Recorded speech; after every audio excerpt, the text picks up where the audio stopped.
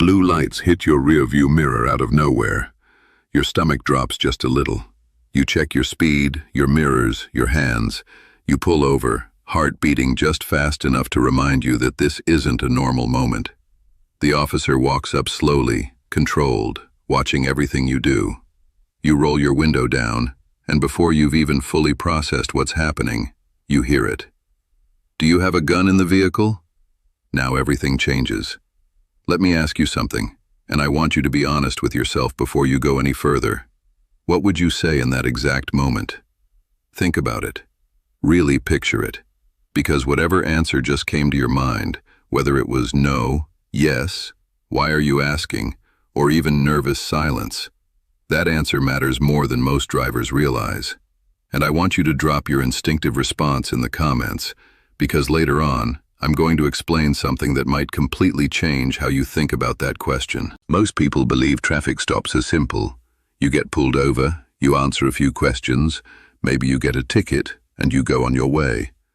But that's not how officers see it. And it's definitely not how those moments actually unfold in real life.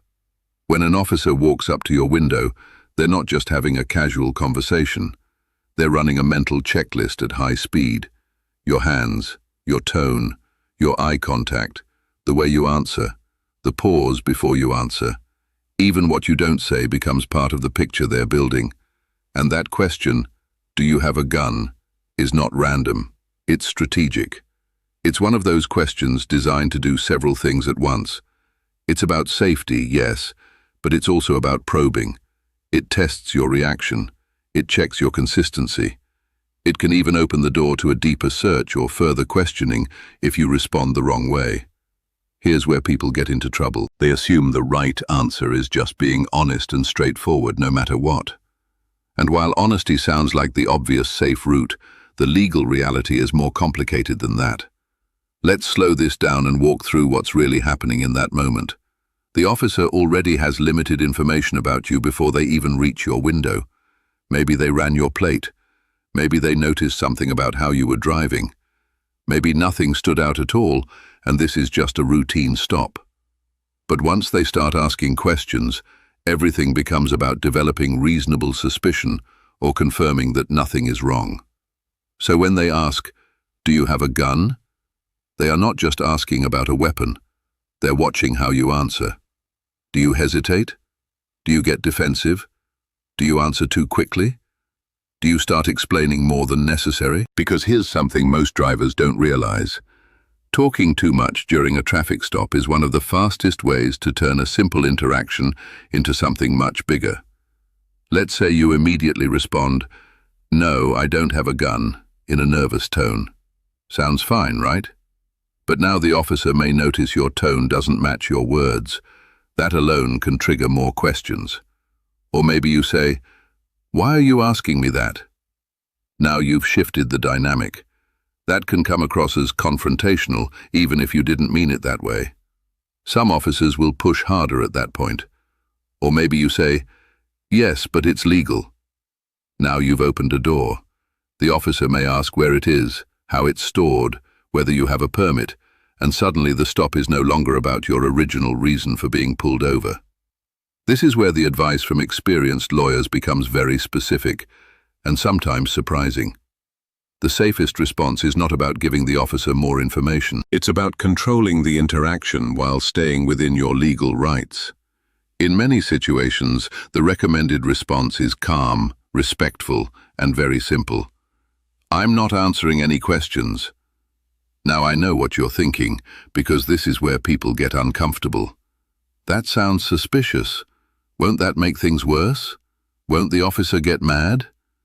These are real concerns, and they deserve real answers. First, saying, "I'm not answering any questions," is not illegal. You have the right to remain silent.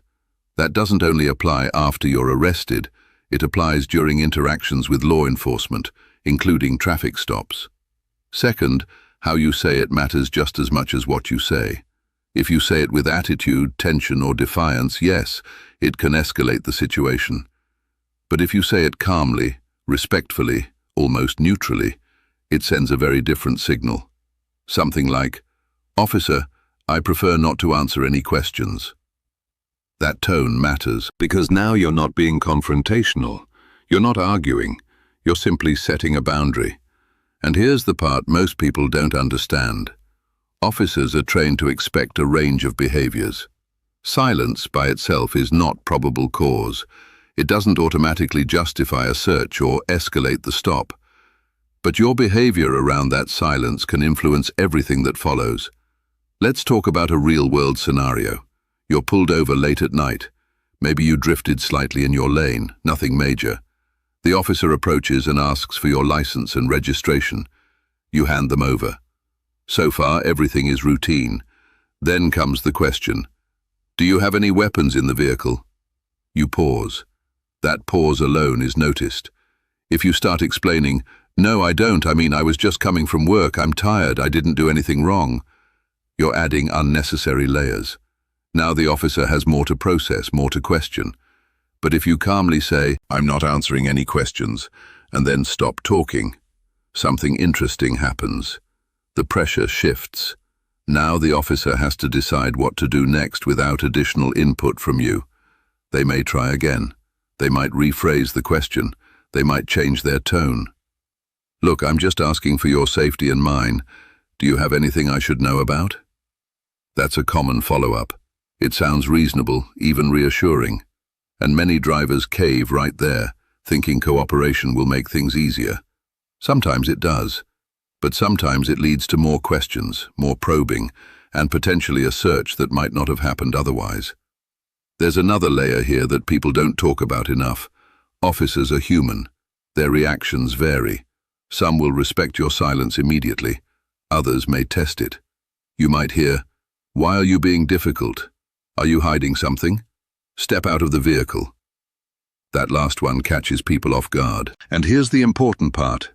In most states, officers can legally order you out of the vehicle during a traffic stop. You refusing that is a different issue entirely. So now you're standing outside your car, maybe feeling exposed, maybe feeling like things are escalating. And again, the question might come back, do you have a gun on you?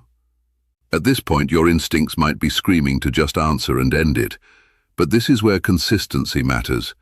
If you chose not to answer earlier, changing your approach mid-stop can create confusion or suspicion.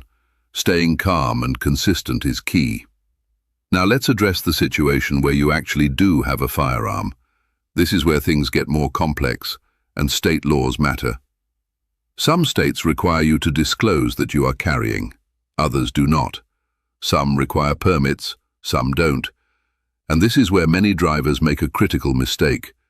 They assume the law works the same everywhere. If you are in a state where disclosure is required, you must follow that law. No strategy overrides a legal obligation. But if you are in a state where disclosure is not required, the decision becomes more strategic. Do you voluntarily disclose and risk opening a line of questioning, or do you remain silent and rely on your rights? There is no one-size-fits-all answer. But what matters is that you understand the consequences of each choice.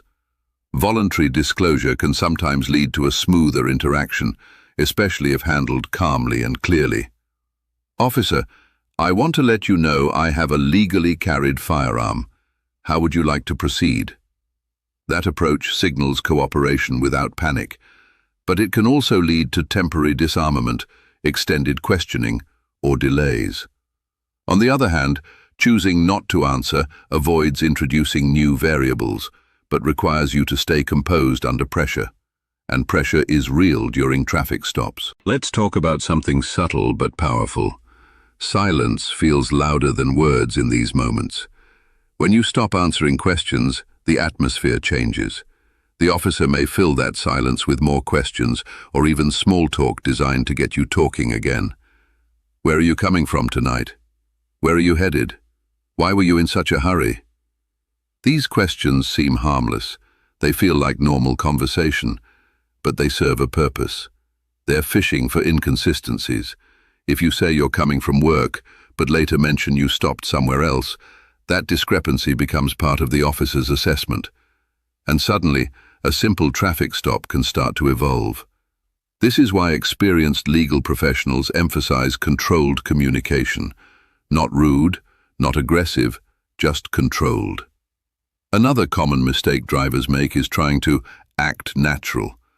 Ironically, this often backfires. They over-smile, they talk too much. They try to appear relaxed, but it comes across as forced. Officers notice that. What actually works better is neutrality, calm hands, minimal movement, clear, simple responses when required, and silence when appropriate. Let me bring you back to that original question. Do you have a gun? It's not just about the words, it's about the moment. It's about the psychological pressure. It's about understanding that you are not required to help build a case against yourself.